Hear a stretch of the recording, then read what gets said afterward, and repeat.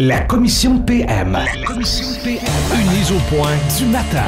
Face à face avec Robert Pilote et le psychiatre Pierre Mailloux. La commission PM. Voici Catherine Gaudreault. On n'a pas encore des auditions. On va aller à la gang, c'est pas aimé. On va aller les écœurer, les autres. Ouais, là, faut rester solidaires. Faut se tenir les coudes. C'est gagné. On se tient les coudes. Non, le montrer là-bas qu'on n'est pas content. J'avais l'impression d'entendre MacDoug Vachon oui, dans l'extrait. c'est ça, puis l'expression, je ne veux pas le corriger, se tenir les coudes, là, c'est pas tout à fait ça. C'est serré peut-être un peu, là, serrer le coude, mais se tenir les coudes, ou lever le coude. Non, ça, c'est autre chose, Robert. Un petit péronisme.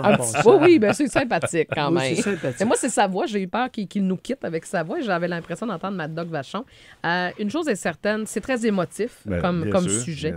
Des conflits de travail. Puis bon, tu sais, il y a beaucoup de choses qui circulent. On se pose toujours les mêmes questions. Comment ça se passe à l'intérieur? Tu sais, comme hier, là, premièrement, bienvenue à vous deux, Dr Mailloux, Robert. Hier, il y a des offres qui sont rejetées, mais à 80,3 %.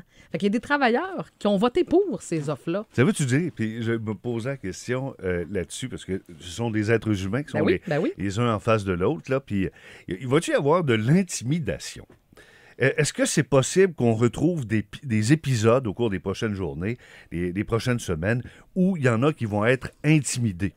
Si tu ne penses pas comme la majorité, ben tu vas être mis au pilori. Tu vas être pointé du doigt. Ouais. Tu vas probablement te faire regarder avec des gros yeux. Ça se peut-tu que ce soit une talle ou une espèce de terreau fertile au développement d'intimidation? N'est-ce pas, cette attitude n'est-elle pas caractéristique de l'histoire syndicale du Québec? Non,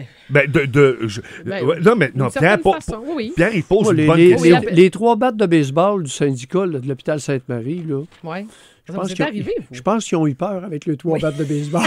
Non, mais qu'est-ce que c'est, là, Pierre? Il était juste 50 avec 3 battes de baseball, dont 2 battes métalliques, 2 bâtons de baseball métalliques. C'était la première fois de ma vie, en 1987, que je voyais ça. J'avais jamais vu ça, moi, un bâton de baseball métallique. Mais on peut peut-être refaire l'histoire. Il y en a qui nous suivent plus ou moins. Là, Pierre. Non, mais il n'y a pas de nom. Non, mais c'est important. Vous en avez parlé, Pierre. Il y avait eu un conflit de travail et vous vouliez passer la ligne de piquetage. Je voulais sortir pour aller dîner chez moi. Ah bon, OK, bon. Puis il y avait des bozos qui ont voulu. Ils étaient 50, puis ils bloquaient la guérite de sortie de l'hôpital Sainte-Marie. Et il y avait des bâtons de baseball. Il y en a un qui, je l'ai vu dans une auto aux côtés. À 20 pieds, il met 3 battes de baseball le 15 novembre. Puis finalement, j'ai pas aimé ça. Non, vous connaissez ça, j'imagine. 50 personnes, 3 battes de baseball, j'ai pas aimé ça. Non? Vous avez fait quoi? Bon, j'ai donné un petit coup de bumper. J'ai eu un petit coup avec mon pick-up sur l'auto qu'il avait mis pour te boucher les choses. Parce que j'avais demandé de... Ah oui, je baisse ma vitre, il y a un homme qui vient. J'ai dit, tasse l'auto, je m'en vais dîner. Et il dit, le propriétaire de l'auto, il dit, il est là-bas. Là, il pointe le boisé au côté de l'hôpital Sainte-Marie. Ah. Je le regarde. Mais bon, évidemment, vous connaissez ça, on connaît. Ça ne veut pas dire que ça se passe toujours comme ça. Le regarde avec des mots. Je le regarde. Oui. Et j'embraye. Oui. Boum! Je donne un coup sur le pare-choc de l'auto qui était devant. Ah. L'auto était en neutre, elle a avancé. Puis là, il y a une dame qui a eu peur, une employée de l'hôpital Sainte-Marie, puis elle a tombé. Oh. Donc là, ça criait puis ça hurlait, tu comprends bien? Mais moi, la question que je me pose, au-delà de l'intimidation... Ah oui, l'intimidation, là, il était seulement 53 battes de baseball. Oui. Moi, je leur ai dit, vous êtes passés. Okay. Mais autre question, tu parlais des gens, il y en a qui ont voté pour. Là. Quand tu as voté pour hier, là, tu t'assumes-tu? T'sais, aujourd'hui, tu rentres-tu en disant « Ouais, je le dirai pas trop fort, moi, que j'ai voté pour » ou au contraire, c'est-tu permis de s'assumer et de dire « Moi, voter pour quoi, là? Pour l'offre globale pour finale. Le rejet des offres. Non, il y en a qui ont voté pour, c'est à 80,3, fait qu'il y a des travailleurs qui étaient d'accord avec l'offre qu'on leur proposait. Donc, il y en a 20 qui ont accepté. Non, mais vous dites le contraire, là. Non. Il y en a 20 qui ont accepté, 80 qui ont refusé. C'est ça. Okay? Dans le 20 qui ont accepté, là. OK, bon. Est-ce qu'aujourd'hui... Oui, c'est ça, c'était peut-être pas clair, notre affaire. Okay. Reprenons tranquille parce Est-ce qu'aujourd'hui, ces travailleurs-là peuvent s'assumer? Ceux qui voulaient, voulant rentrer au travail. C'est ça. Voulant s'entendre avec l'employeur.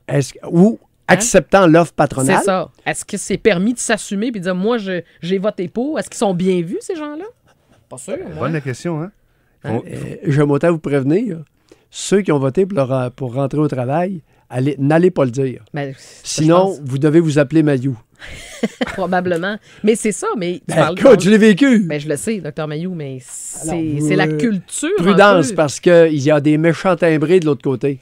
Dans ceux qui ont voté contre et dans les dirigeants syndicaux, je peux vous dire qu'il y a des méchants timbrés. Il y en a un musclé qui était venu aux côtés de mon pick-up. J'ai baissé ma vitre, puis j'ai attendu le premier coup de poing. Tu as parlé de la culture des gros bras à une certaine époque. Puis c'était un technicien en orthopédie. Il n'a pas osé me frapper. Non, mais il est venu proche, solide. Il ne faut pas se rendre à une certaine époque, tu as parlé de la culture des gros bras dans le monde syndical. Tu dis que c'est encore vrai. Ce qui était vrai dans les années 60, les années 70, c'est encore vrai aujourd'hui? Ben voyons, non, mais Rambo puis sa gang, ça fait pas 25 ans. Non. Ça fait quoi? C'est il y a 3 ans, 4 ans? Quand il s'est présenté à la télé avec ses... Oui. À la conférence de presse, moi, c'est la conférence de presse que je me souviens le plus. Ils étaient 3-4, puis en arrière d'eux, il y avait des gars, là, des toughs, là, des musclés. 8? À peu près, 8-10. 8-10? Hein? Il n'y en a pas d'intimidation. Hein? C'était clair, il me semble qu'il y en avait. Mais le ton aussi. Non, mais ça m'a marqué, cette conférence de presse-là. Ben, je comprends, moi aussi. Je l'ai vu. Je vous le dis qu'il n'y en a pas. T'es mieux de dire qu'il n'y en a pas d'intimidation. T'es mieux de t'enligner. Bon, c'est caricaturant. Et ça fait peur au monde? Non, c'est exactement... On pourrait la rejouer. On pourrait la retrouver, oui. Ça fait peur au monde? Bien. Écoute, pourquoi Catherine et moi, nous rappelons clairement dans nos têtes exactement le topo. Il était 3 assis, il y en avait 8 derrière, puis des méchants gros bras. Ouais. Des costauds. Mais est-ce qu'on en est encore là en 2010? Ben oui. En partie, probablement. Je pensais que non, mais là, je vous écoute, là. Puis, Robert... Moi, je me suis déjà fait intimider dans un conflit de travail. Ça m'est déjà arrivé. C'est vrai, raconte. Moi, ça m'intéresse. Malheureusement, le temps me manque, mais c'était un conflit de travail au Saguenay-Lac-Saint-Jean, les concessionnaires automobiles. Et il y a 3 gars qui avaient entouré mon véhicule. On m'avait fortement conseillé de rentrer dans ma voiture. Toi, t'es mieux de rentrer dans ton char, sinon on s'occupe de toi personnellement. J'étais rentré dans mon char. Je vous le confirme, j'avais quitté. Il y a combien d'années? Il y a quoi? 5-6 ans à peu près? Alors, malheureusement, ça existe. Robert? Les lunettes roses, s'il vous plaît. C'est rare qu'on voit Robert avec des lunettes roses. Mais non, il pose des questions. Non, mais on n'aura pas le temps. Non, ces lunettes rosissaient. Là, il y avait des notes suspendues. Est-ce que tu lui donnes une note aujourd'hui? Écoute, aujourd'hui, je vais lui donner, parce qu'il est arrivé quasiment à l'heure, qui n'a pas été retenu aux toilettes. Oui, c'est aujourd'hui, ça. Okay. Je vais lui donner la note de passage, un beau 6. Ah oui, OK. Oui. Non, et les lunettes roses de Robert, ça mérite combien? Je l'ai entendu ce matin. Oui. J'ai beaucoup aimé son discours de ce matin. Mais les lunettes roses, ça lui vaut combien? Non, mais ça, c'est une blague, c'est une boutade. Oui, OK. C'est que Robert a le droit d'avoir un certain côté optimisme débordant. Absolument. Combien vous lui donnez, écoute, Dr. Mayou? 8.2. Ah, quand même! Bravo! Bravo! Et aussi incluant son intervention de ce matin. Oui. C'était beau, c'était bien fait. L'importance, l'inclusion de la collectivité dans ce conflit-là. Parfait. Alors voilà, Robert, félicitations. On peut réécouter ta chronique, d'ailleurs, FM 106.9. J'étais content, j'étais fier de lui. OK, à lundi. Mais, oui, à lundi, c'est terminé pour cette semaine, 9h16. On s'arrête quelques instants.